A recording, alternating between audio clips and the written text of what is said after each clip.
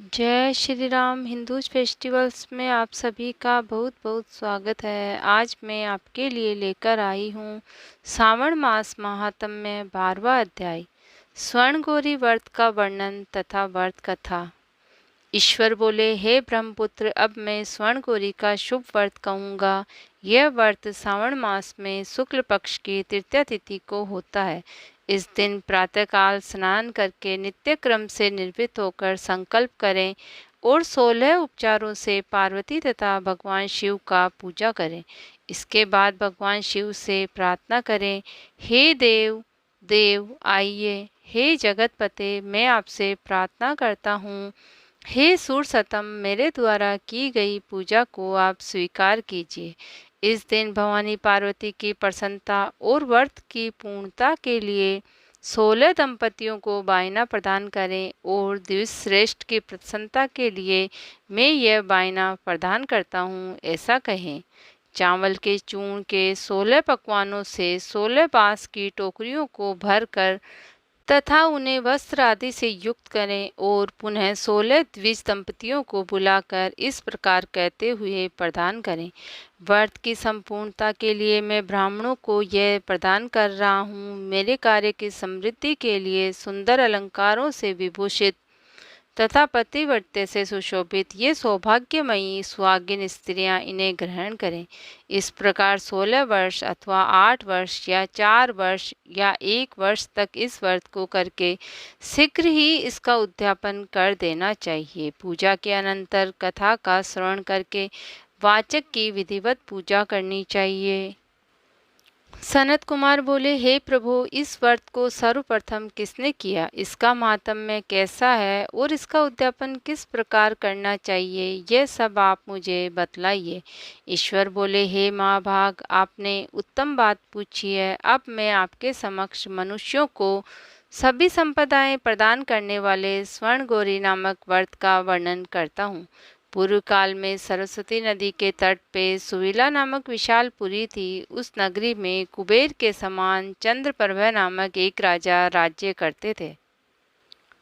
उस राजा की रूप लावण्य से संपन्न, सौंदर्य तथा मंद मुस्कान से युक्त और कमल के समान नेत्रों वाली महादेवी और विशाला नामक 2 पत्नियां थीं। उन दोनों में ज्येष्ठ महादेवी नामक पत्नी राजा को अधिक प्रिय थी। आखेट करने में आसक्त मन वाले वे राजा किसी समय वन में गए और सिंहों, सादुल्लों, सूकरों, वन्य भैंसों तथा हाथियों को मारकर प्यास से आकुल होकर उस घोर वन में इधर उधर भ्रमण करते रहे। राजा के उस वन में चकवा चकवी तथा बतखों से युक्त भंवरों तथा पिकों से समन्वित और विकसित मल्लिका, चमेली, कुमुद तथा कमल से सुशोभित अप्सराओं का एक सुंदर सरोवर देखा।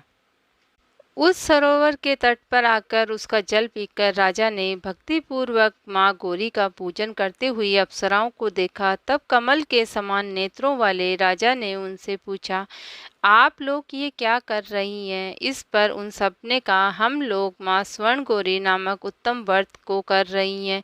यह व्रत मनुष्यों को सभी संपदाएं प्रदान करने वाला है। हे नरश्रेष्ठ, आप भी इस व्रत को कीजिए।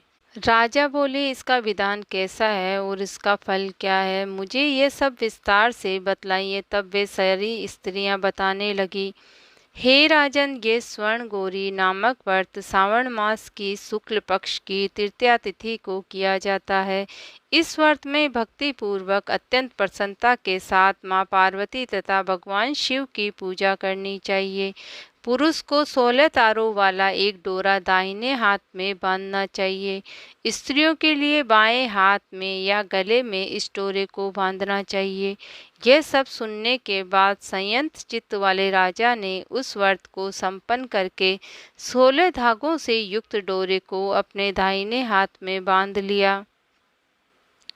उन्होंने कहा, हे देव देवेशी, मैं इस डोरे को बांधता हूँ, आप मेरे ऊपर प्रसन्न हो और मेरा कल्याण करें। इस प्रकार देवी का व्रत करके वे अपने घर गए। राजा के हाथ में डोरा देखकर ज्येष्ठ रानी महादेवी ने पूछा और सारी बात सुनकर वह राजा के ऊपर अत्यंत कुपित हो उठी। राजा ने कहा, ऐसा मत करो, मत करो। लेकिन रानी ने उस डोरे को तोड़कर बाहर एक सूखे पेड़ के ऊपर फेंक दिया। उस डोरे के स्पर्श मात्र से ही वह वृक्ष पल्लवों से युक्त हो गया। उसके बाद उसे देखकर दूसरी रानी भी आश्चर्यचकित हो उठी और उस वृक्ष पर स्थित टूटे हुए डोरे को अपने बाएं हाथ में बांध लिया। उसी समय से उसके व्रत के मातम्य से वह रानी राजा के लिए अत्यधिक प्रिय हो गई। वह ज्येष्ठ रानी व्रत के अपचार के कारण राजा से त्यक्त होकर दुखित होकर वन में चली गई। अपने मन में वह भगवती देवी का ध्यान करते हुए मुनियों के पवित्र आश्रम में निवास करने लगी। कहीं कहीं श्रेष्ठ मुनियों के द्वारा यह कहकर आश्रम में रहने से रोक दी जाती है कि हे पापिन, अपनी इच्छा के अनुसार यहाँ से चली जाओ। इस प्रकार घोर वन में इधर उधर भ्रमण करती हुई वह अत्यंत उदास होकर एक स्थान पर बैठ गई। तब उसके ऊपर कृपा करके देवी उसके सामने प्रकट हो गई और उसे देखकर वह रानी भूमि पर दंडवत प्रणाम करके देवी माँ की स्तुति करने लगी। हे देवी, आपकी जय हो, आपको बारंबार नमस्कार है। हे भक्तों को वर देने वाली दया की देवी, आपकी जय हो। भगवान शंकर के वाम भाग में विराजने वाली देवी, आपकी जय हो। हे मंगल मंगले, आपकी जय हो। तब देवी की भक्ति के द्वारा वरदान प्राप्त करके और उन गौरी की अर्चना करके उसने जो व्रत किया उसके प्रभाव से रानी के पति उसे घर ले आए। उसके बाद देवी की कृपा से उसकी सभी कामनाएं पूर्ण हो गई।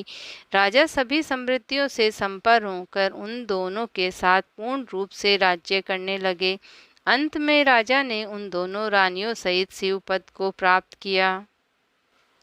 जो स्वर्ण गौरी के इस उत्तम व्रत को करता है वह मेरा तथा गौरी का अत्यंत प्रिय भक्त होता है और विपुल लक्ष्मी को प्राप्त करके तथा भूलोक में शत्रु समूह को पराजित कर शिवजी के विशुद्ध लोक को जाता है। हे सनत कुमार, अब आप दत्तचित होकर इस व्रत के उद्यापन की विधि सुनिए।